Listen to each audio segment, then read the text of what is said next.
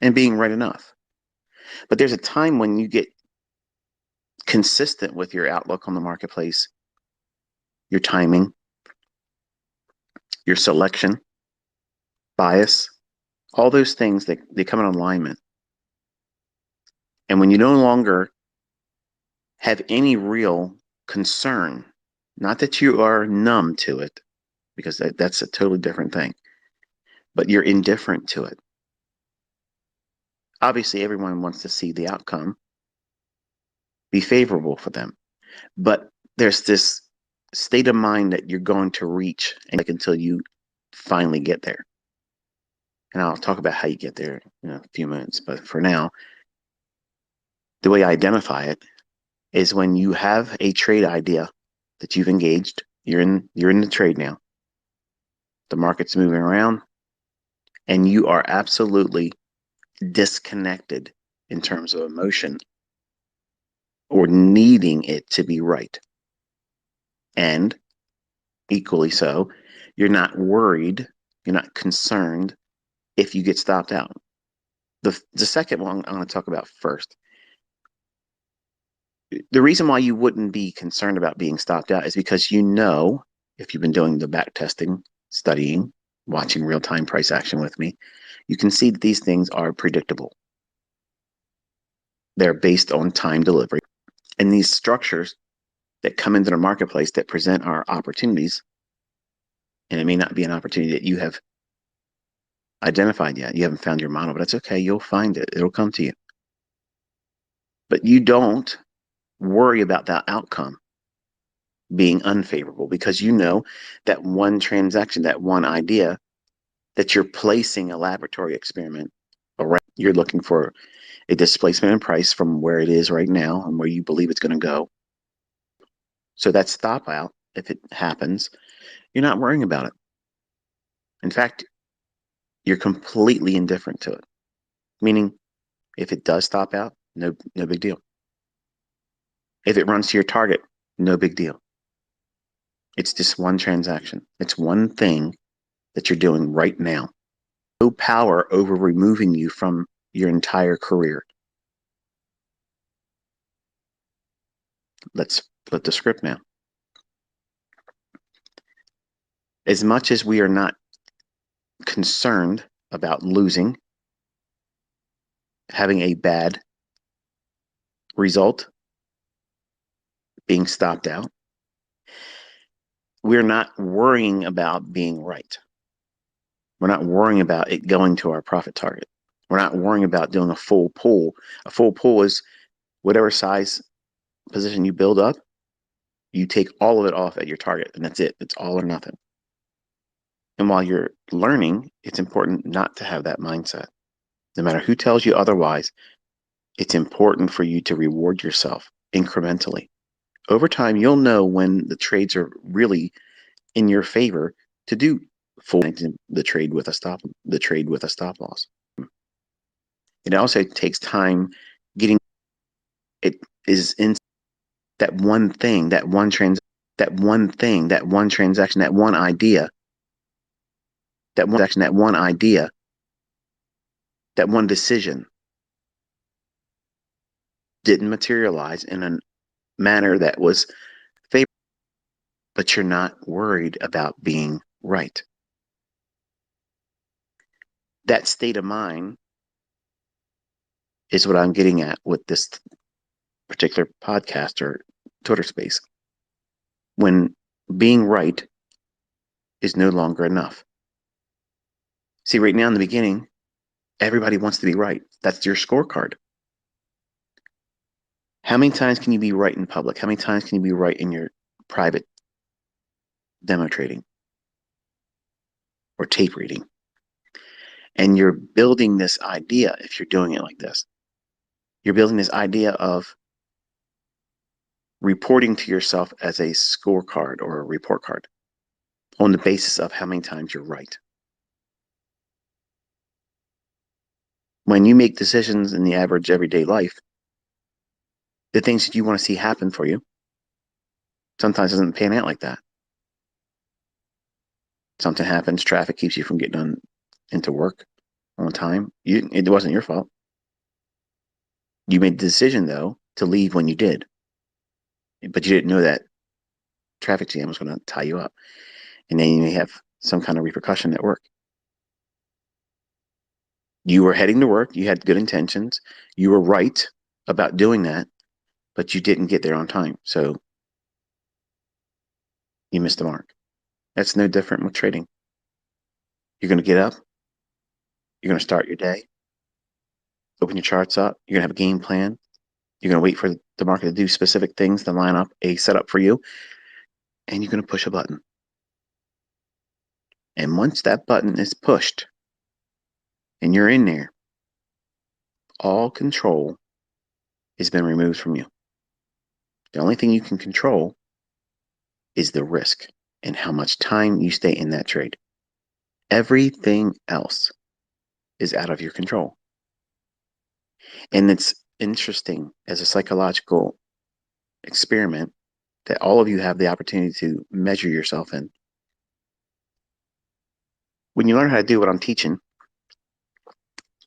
it at some point becomes easy to do it in demo.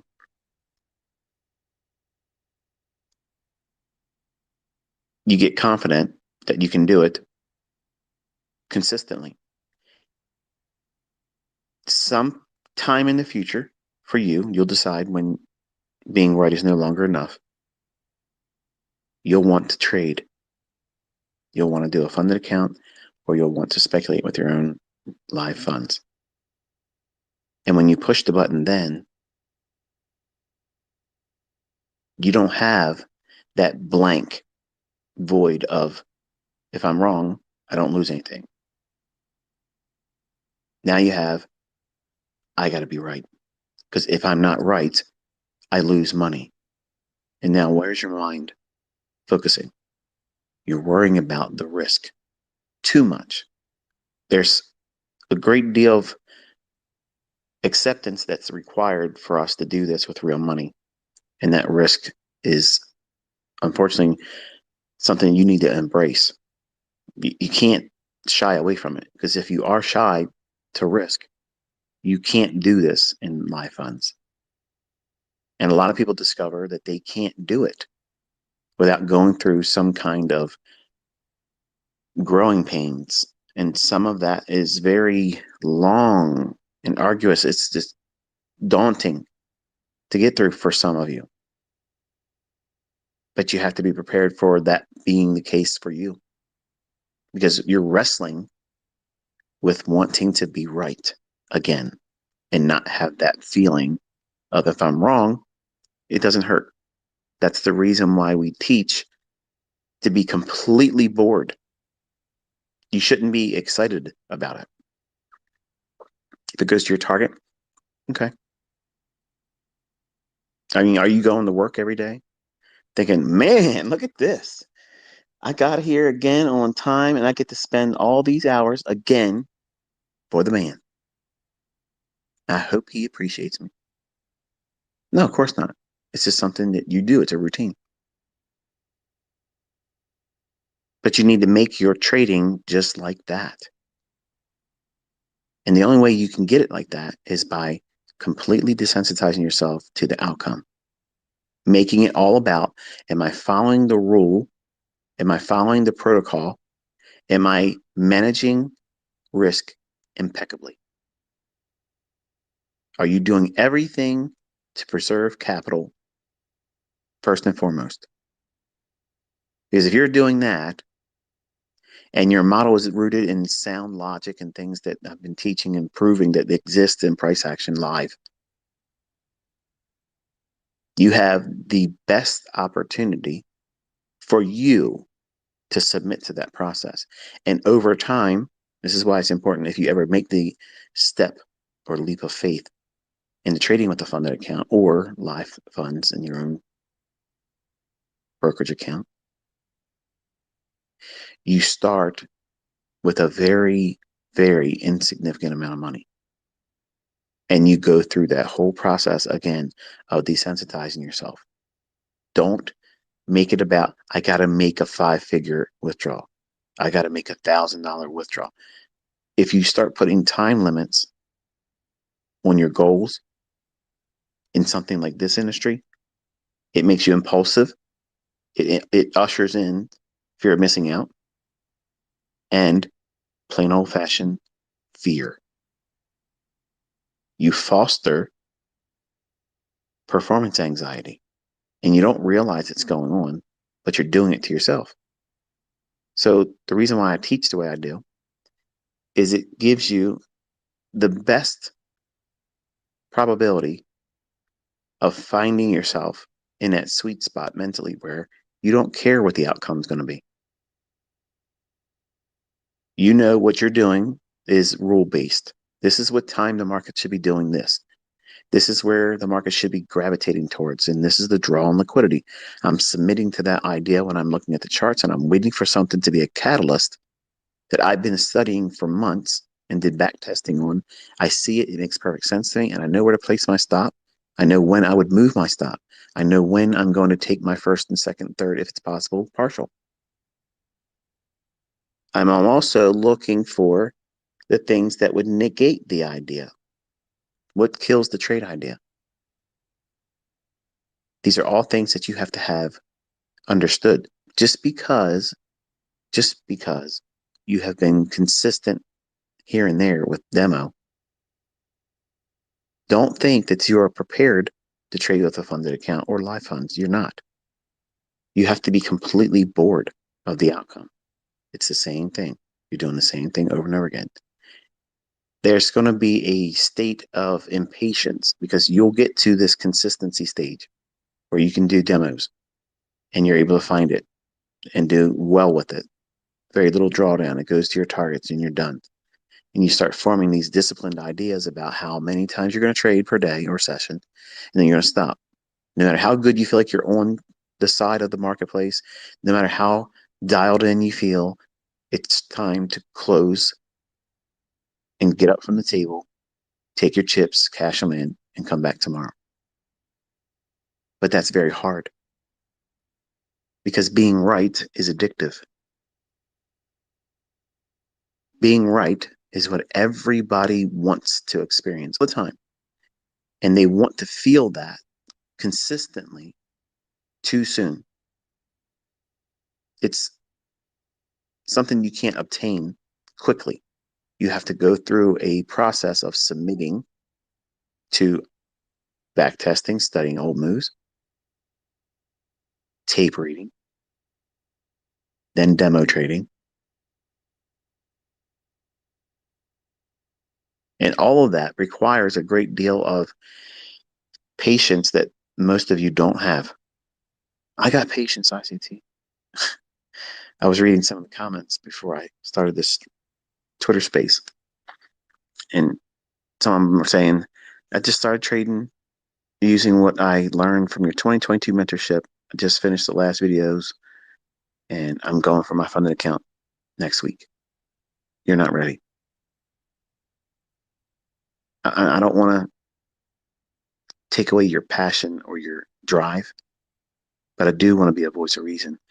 You are not ready. You're not.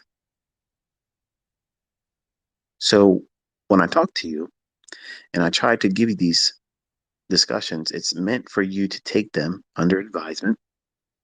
So that way it gives you the proper mindset, because without the proper mindset, it doesn't matter what my tools are suggesting in the charts. You'll do something incorrectly with it.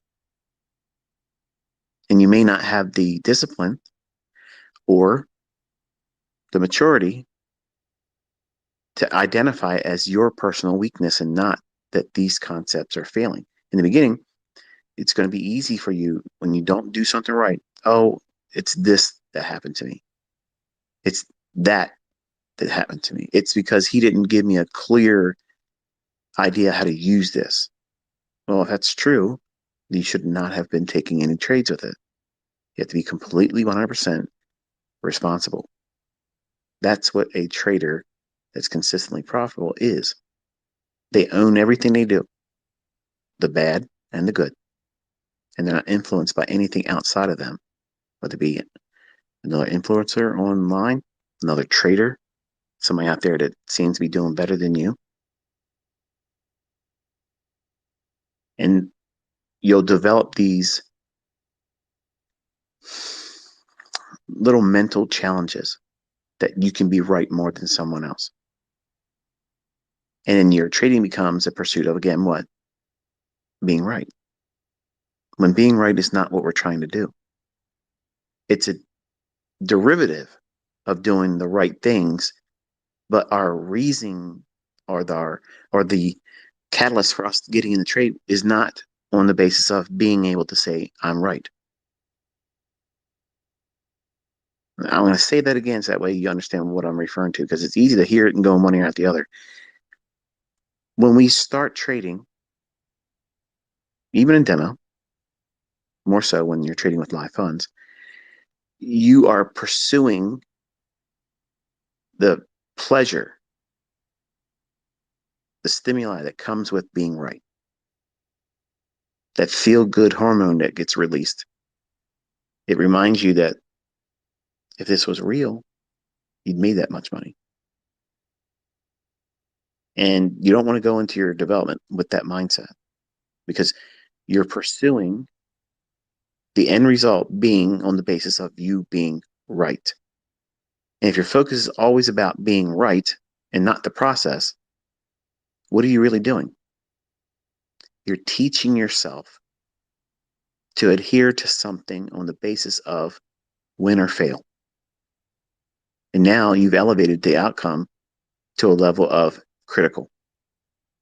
It's critical for you to be right, because you won't be prepared mentally to accept the fact that that one didn't work. And every single time I blew an account, it started right then, right at that moment where I had a trade idea, I put the trade on, it looked good, and then ultimately ran against me on my stop. Okay. When I first was learning, it felt like the weight of the world was coming down on me. It felt like I'm afraid to take the next trade because that one didn't work out for me. And the number one reason why you're fearing to take the next trade after a losing trade is because you're wrestling with the impulsiveness to want to trade with a larger size. Don't do it. And you need to listen to it. Don't. In fact, it's better for you, if you're new, to just completely stop for the day. Give yourself time to process that incorrect trade result. So that way you can desensitize yourself from the pursuit of being right. Because if you're trying to do your trades with the goal in mind that I'm going to be right, it's going to go to my target that it was going to go, versus I'm trading this model, I'm trading with this approach, and I'm submitting myself to this very thing here. Nothing else. I'm not bringing anything else into it. I'm not letting anyone else influence my following of this logic. Come hell or high water, whatever the results are, I'm going to log it, and then I'm going to follow that model again when the setup forms it again, whether it be later today or another day. And you will find that you will get to this point where no longer are you pursuing being right, because it's no longer enough. It's not going to be satisfying for you to just be right. You're going to be looking to do what? Be more precise, more accurate, less drawdown, less heat on your trades when you put them on, more confident to hold for not your first normal first scale out profit. Your first profit now would be your typical second partial. That's how you graduate into that point of holding for a full pull. You just can't quit cold turkey and say, okay, I'm not going to do any partials anymore. I'm just going to go straight in and get all my targets. And then what happens is, invariably, you're going to have trades where this is for you, um, Pat. I watch your streams and I hear how you wrestle with when you want to put a runner on, and you're met with this, and the way you overcome and get over get over it and power through it, is you don't worry about the result. Okay, when you're live streaming, you're talking about what you endured, and you're amplifying that. And it may be entertaining, it may be for you to discharge it, vent, and you do it. And once that happens and it's anchored to your subconscious, it'll have an impact on your next trade. You'll see the trade, you think, okay, I'm going to hold for that 20 handle run. But what happens is when you get to that first 5 or 10, that little voice inside you says, remember when we held for this the last time? Do you remember what it felt like when it didn't let us get our full target, but we had 19 handles? We didn't get to 20. Right now you have 10. And you're going to be thinking, like a deer in headlights, what do I do? What do I do? Because if I'm wrong by not getting out right now, I'm going to regret that. It's going to be more remorse. But if I hold and it moves to my profit objective, then I'm right. I'm right. Damn it, I'm right. I did what I was supposed to do. It went to my target. I'm done. I did it. I slayed it. But even if it gets to that target, remembering how painful it was to hold on to that. Because back at the first stage of you feeling that internal voice, that conscience talking to you saying, I'm a little uncomfortable right now. I'm afraid it's going to turn on me. You know what the easiest solution is right there? But you're not going to want to do it. It's going to feel like the most asinine thing to be doing at that moment. Because everybody out there that's not profitable, that doesn't show themselves executing trades, but they want to give people advice. Can't call anything live, but they want to give you advice. They'll say, you have to push your edge. You have to stick to convictions. It's your target is when you get that point in a trade where you're feeling the weight of it. Oh, do I hold? What do I do? You know, what should I move my stop loss? If you start feeling uncomfortable and it feels like you're juggling. Close it. Do I hold it? Do I move my stop? Do I move my stop back? Did I move it too soon? As soon as your mind enters that, at that very moment, you have lost the plot. You must take half the trade off. But Michael, what if your self doubt isn't a bad thing? It's just the fact that you have grown in your understanding and your experience and you've been here before. And the trader in you is trying to listen to the analyst that's warning you, hey, we're in troubled waters right now. Yeah, it could go to our target. It could do that. But protocol says this is what we do. Standard operating procedure. SOPs, okay? Standard operating procedure says when this shit, and what that does, it allows your mind to reset. You've paid yourself. Who cares if it comes back and stops you out? Who cares if it fails to get to your target? You paid yourself. The analyst is inside of you, maybe picking up on things that you've learned, but you're not registering that because you're not able to see growth like that initially until you go through the process and then getting out there and seeing how you deal with it. And the analyst inside of you that's seen these things before is trying to tell you, hey, you're not ready for this. It might go there. Yes, it might go to your full target. Absolutely. But right now, here's the standard operating procedure.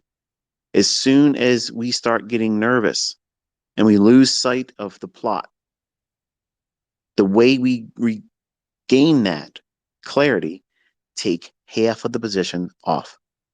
Okay, Michael, what happens if I am only holding one contract and there's no way for me to take a partial off? You close the trade. That's it. But what if it turns against you? How are you going to deal with that? You're going to beat yourself up. You know you will. And to sit here and lie and say that you wouldn't, you're fooling no one. First and foremost, you're not fooling yourself. You have to guard your mind. You have to preserve that clarity.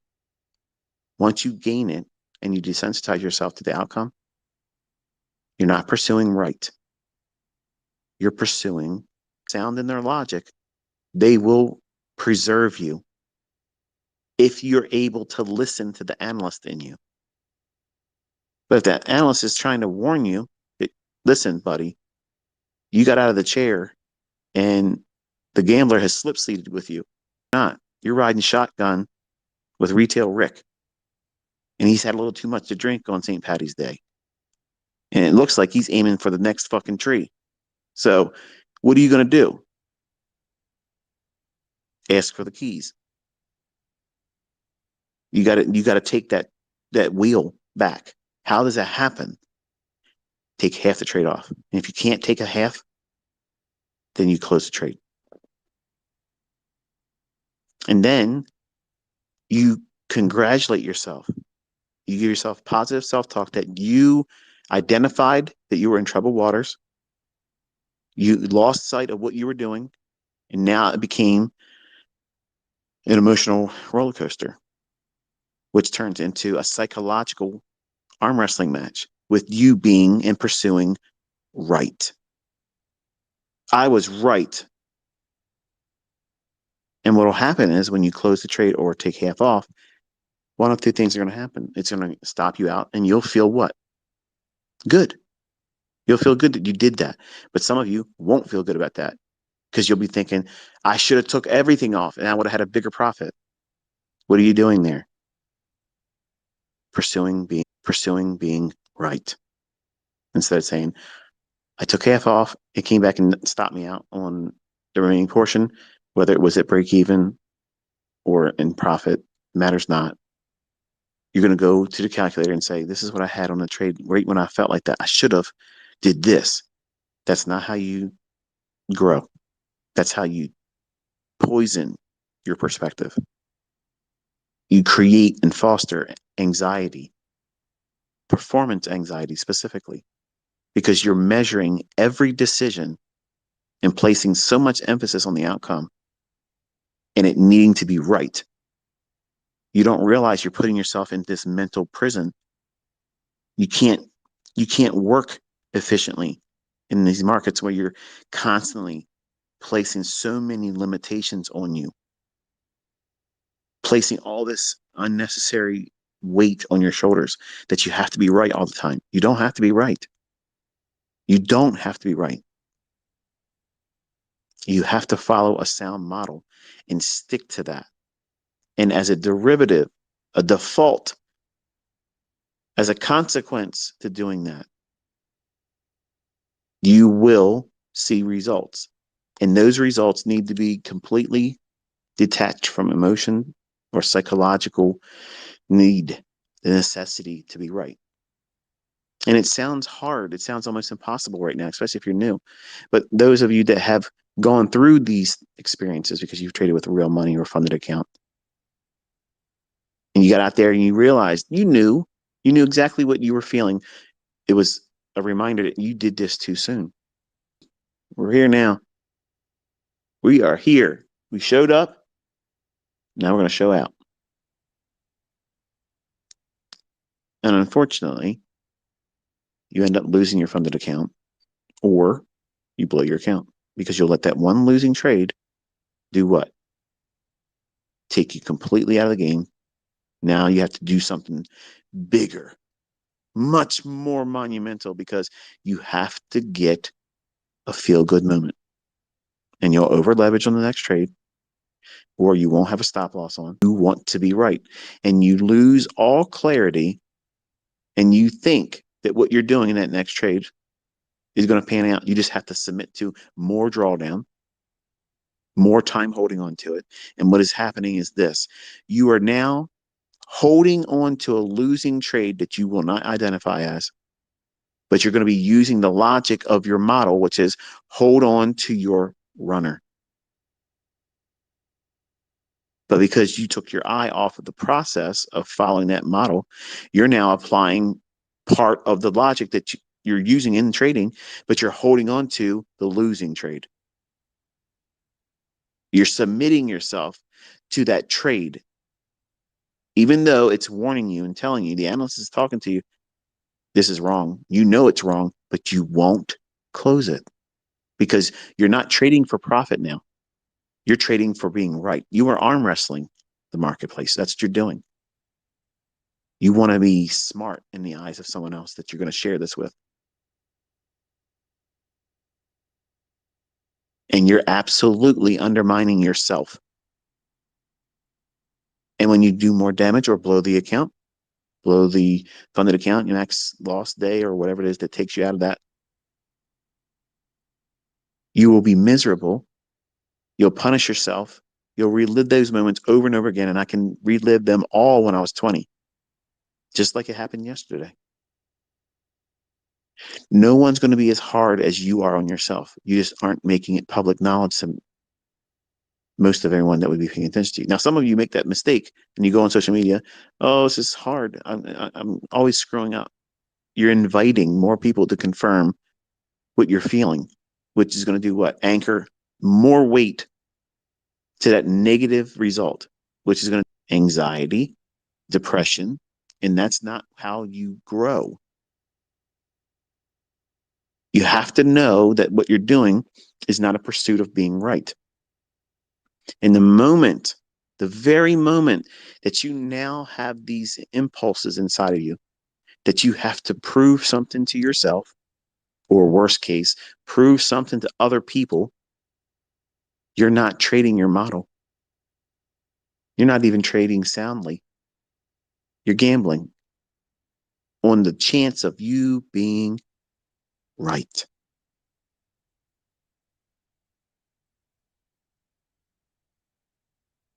You have to release all that. You have to stop doing that with your trading. You got to stop doing that with your studies. You have to submit to whatever happens, as long as you're using the processes and protocols that you've adopted as your model. You're going to accept whatever the results are because you have done enough research to know that the things that you're trying to pursue repeat, not just once in a blue moon, but they repeat almost daily, if not every day. The market's going to run for some hourly old high or an old low. This is the part where you start writing down notes, folks. Every day there's an intraday range that has an old 60-minute high or old 60-minute low. And between where the market is at market price, whenever you're sitting down and looking at your charts, you want to identify them because there's liquidity there. This is the surest way for you to know that you can go in there every single day. Every single day, this is forming. There is not a day that this does not form. Okay? This is an everyday bread and butter logic.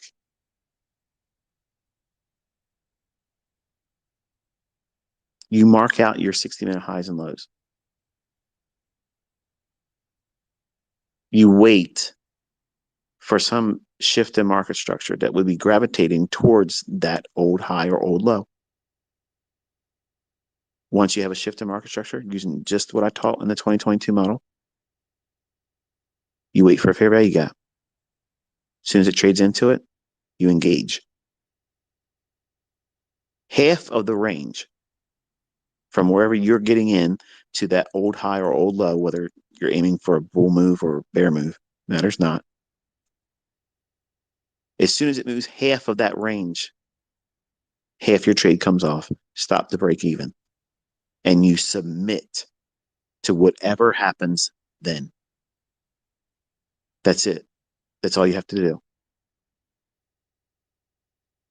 That is a complete model. Don't risk more than 1%.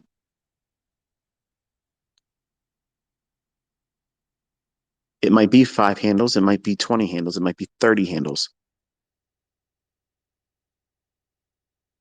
How are you going to know? The range between where you're trying to buy and where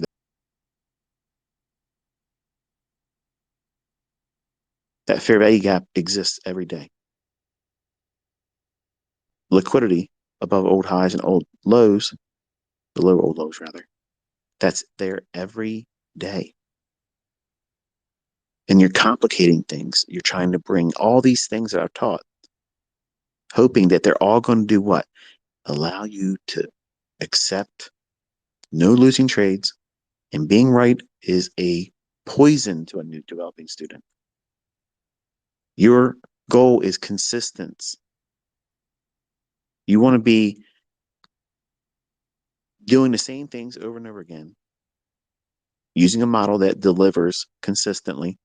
Doesn't mean it's 100%. It just means over a large sample size. What's that mean? 20 trades.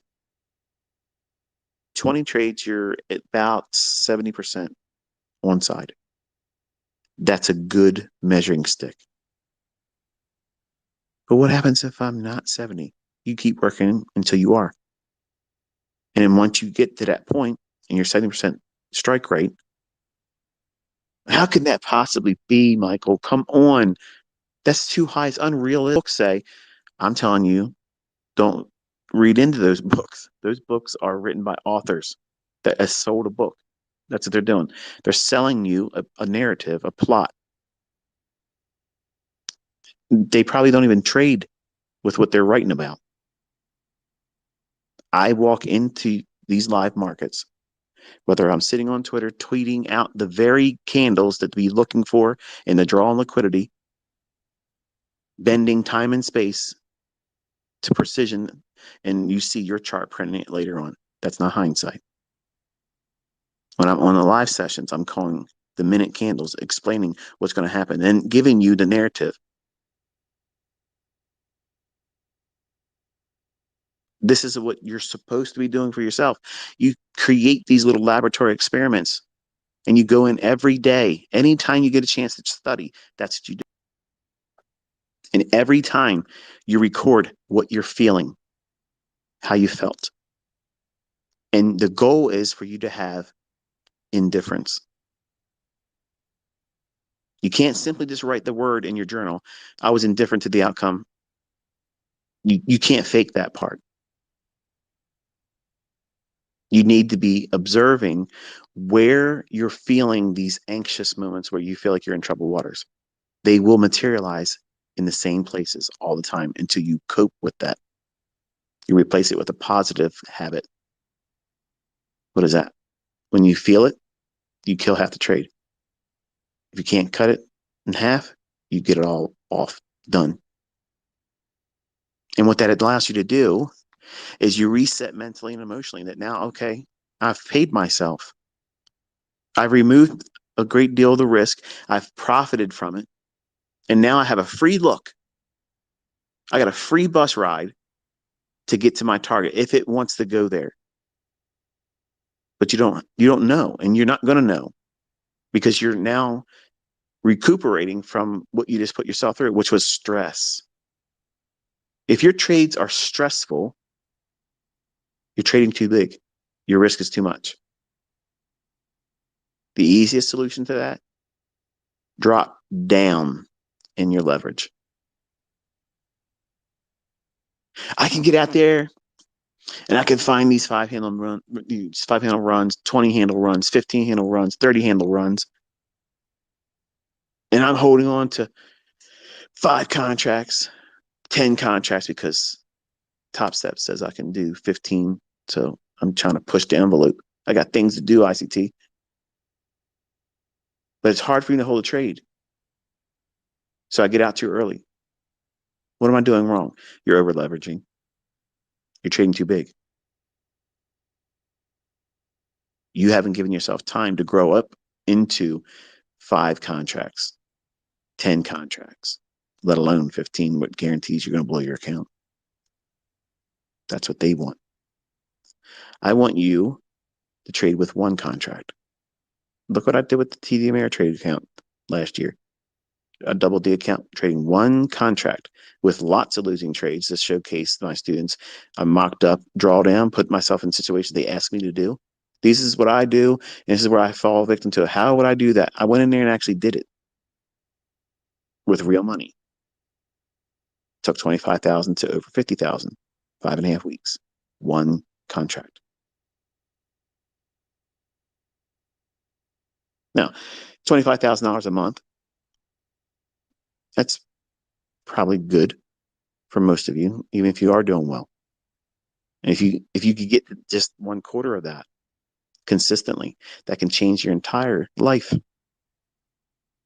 Imagine if your mortgage was paid, half your mortgage was paid, half your mortgage and a car note and insurance. That's a blessing. But much like trying to make those ends meet, some of you want to just be able to quit your job right now and get away from Carl and Bruce. And you're rushing it. And you're thinking that as long as I'm right, as long as I'm right, I'll get there quicker. And quicker is not the right thing. You got to be on time. It's the same goal you have when you go to work. You want to arrive on time in one piece, prepared to do your job. You can't rush success. You can't. It doesn't work that way. And placing so much emphasis on arriving sooner than what's realistic. Think about it. When I used to have to go to work in the morning time, I had pretty much a straight shot because I'd get up really, really early.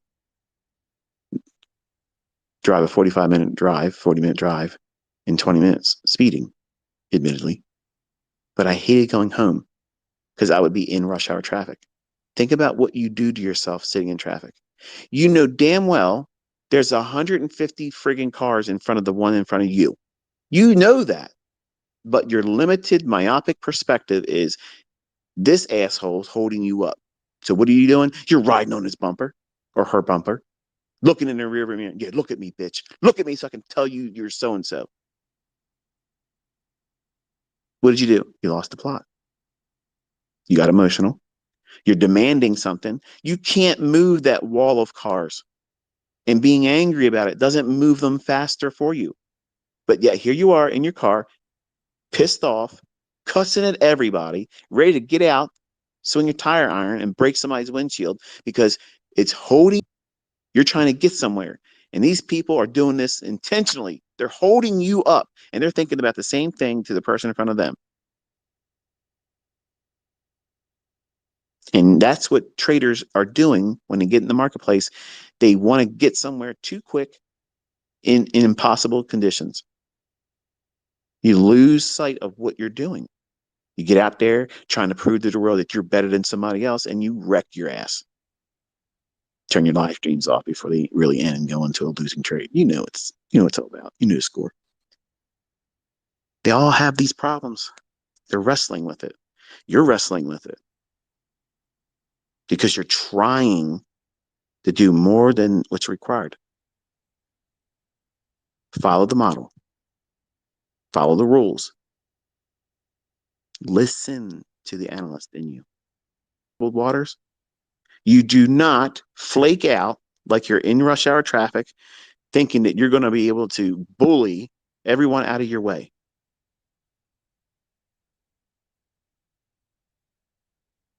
What do?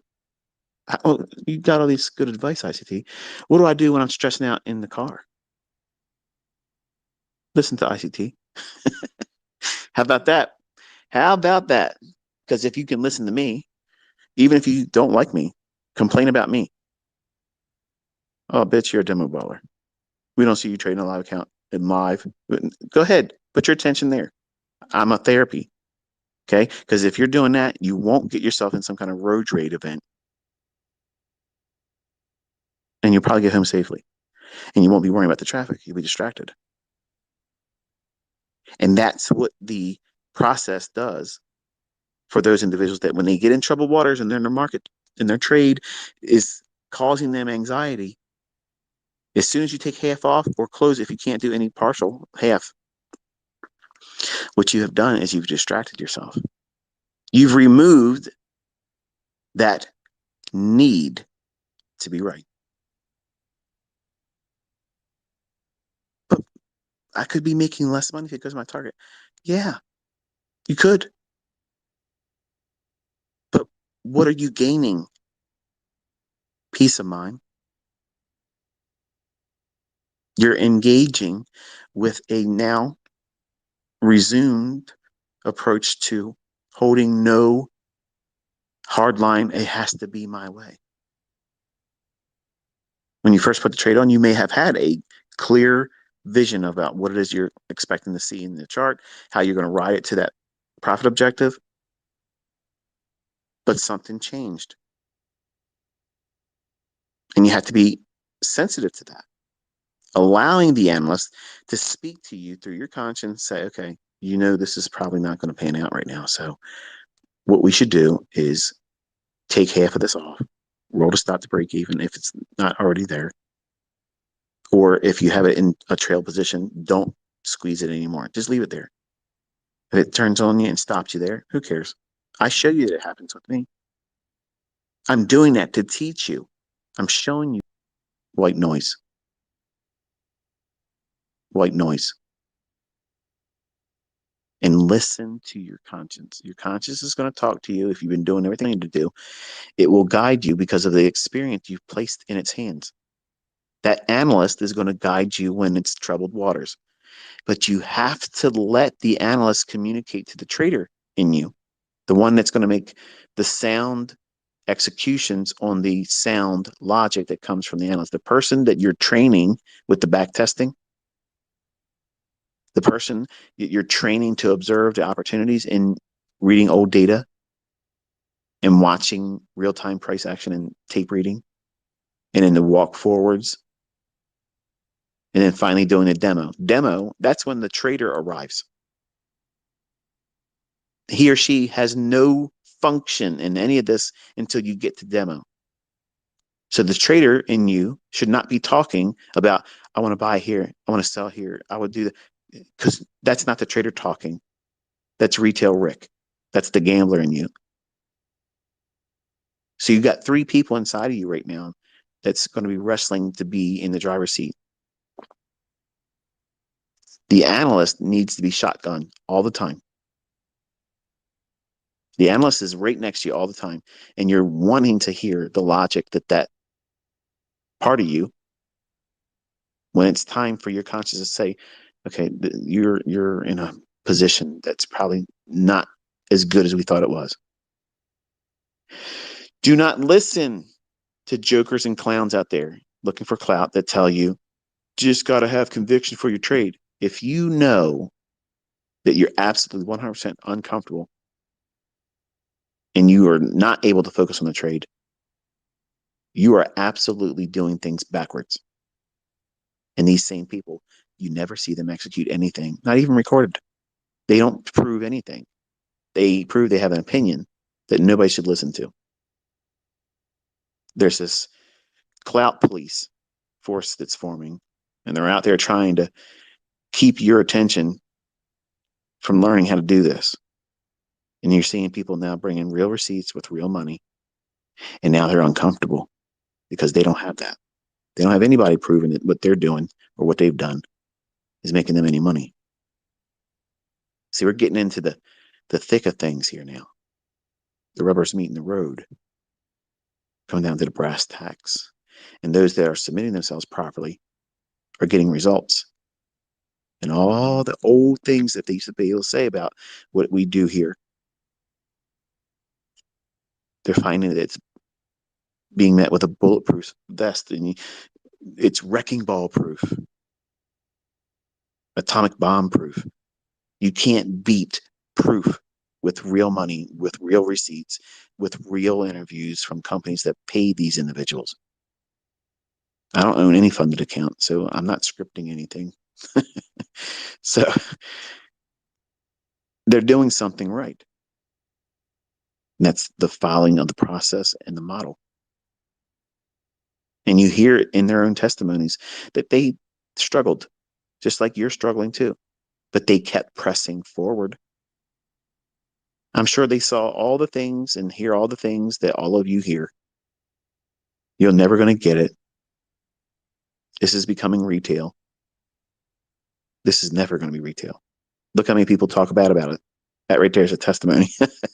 As long as we got all these people hating on the idea, it ain't gonna be retail. They want you to think that because they're insecure.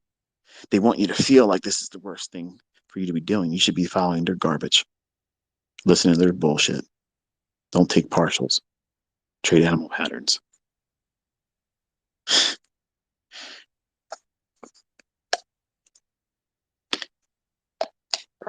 Gonna wet my whistle here. You're probably wondering why I'm so low key tonight. Usually I go off the rails a little bit faster. I'm actually under some Benadryl. I had to take Benadryl. I had a little bit of a reaction. My wife made some kind of chicken shit. She was mixing kinds of stuff. That fucking TikTok, I'm telling you, I've wasted so much money at the grocery store because of TikTok. This woman watches TikTok, and every recipe that comes out, my house has got to make it. And she's got to ask me all the time, taste this, taste this. If she put something in there tonight, it caused me almost to not be able to do this. Kept coughing and coughing and coughing. So I had to take Benadryl. And I'm a little relaxed, almost to the point where I want to take a nap again. But I already took my 2 naps today. So that's our rabbit trail for this one. But you don't want to go into your trading constantly pursuing right. And you know already, most of you, doing that isn't getting you where you want to be. But you're arm wrestling with the results of you trying to do that. You think, well, if I just do a little bit harder, I'll get through that because this is how trading is. No, that's how gambling is. Look at the people. If you had the opportunity to go to a casino. When I had my first year anniversary, we went to Atlantic City and we stayed at the Taj Mahal. And I literally only took $100 down to the casino. That's it. Because number one, it was my first time at the casino. I've never gambled like that. And I said, in the event that I would take more money than I should, and if I win, I'm afraid that I'm going to get compulsive about that and say, I'm going to try to do it again and do it with more and more and more. So I purposely left all credit card, all debit card. I don't even use a debit card, but I'm just telling you, there was no means for me to take any money out of my bank accounts. It's just, this is what I brought, and other cash was for, eating and whatever. And I sat at that one-armed bandit, the slot machine, and every time I would get down to the last $10, I just want to lose it because I don't want to have to do this anymore. And I didn't want to do what? Get up and walk away. The analyst in me was saying, this is a waste of time. You're not going to make any money. And you're already just wanting to leave, but you're not wanting to get up because Retail Rick is pulling the slot machine. But what happens if I get a jackpot? What happens if I win $2,000? The maximum thing I could have won on this was $2,000. And I would make it a little bit up to 75, 65, just under $80, getting back to the $100 that I put in the machine. And then all of a sudden, it would be spent down to the last $10, $12. And I'm like, okay, it won't be much longer now. And then I won't have it. I ain't got to worry about doing this. I can go watch the shows with my wife or whatever. And I'd win a little bit more, but it would be like to be $50 or $40. And then the gambler in me said, oh, I'm probably real close to one of those big wins. Let me just keep playing. And I sat down there for almost 7 fucking hours with the same $100. Couldn't make it go away, and I couldn't freaking make any money above $100. I never got it over $100. So I'm thinking to myself, this is stupid. Like, what the hell am I doing? So finally, I just did the maximum bets that it would allow me to do, and then boom, it's gone. And I was relieved that $100 was spent like that because I was like, okay, now I don't have it. I won't be enticed to do what? Do another run of that and get caught up in that whole pursuit of being right. That's how I learned this. The whole discussion tonight was that moment in 2022. I'm sorry, 2002 is when we went to Atlanta City. The we got married Valentine's Day of 2001, and then a year later we were in Atlantic City celebrating it there, which was weird because I've never been to a casino, and that's where she said she wanted to go. So whatever. But this whole idea of removing myself from that, I applied that experience to the trading. When I start feeling like I'm listening to the wrong voice in my conscience that's telling me to be acting on impulsiveness, what if? See, the analyst isn't going to do, okay, um, what if you make more money than we thought? Or what if this is a trade that we hold on for a longer time? The analyst is never doing that. The analyst is going to speak through your conscience to you and say, this is the rules, bub. This is what you're supposed to be doing. This is all you're supposed to be doing. And when you step out of line, I'm going to remind you because it's going to feel like uncomfortableness. And that's not just fear of making money or losing money. That sometimes is the analyst that's been increasing in its understanding about what it is that you're doing and the marketplace. Don't cancel that as you're allowing retail Rick, the gambler in you, and the trader to argue with one another, ignoring the analyst, which is the sound advice that you should be following. So how do you deal with that? Your plan needs to be written out. When I take a trade, I have a notepad next to me.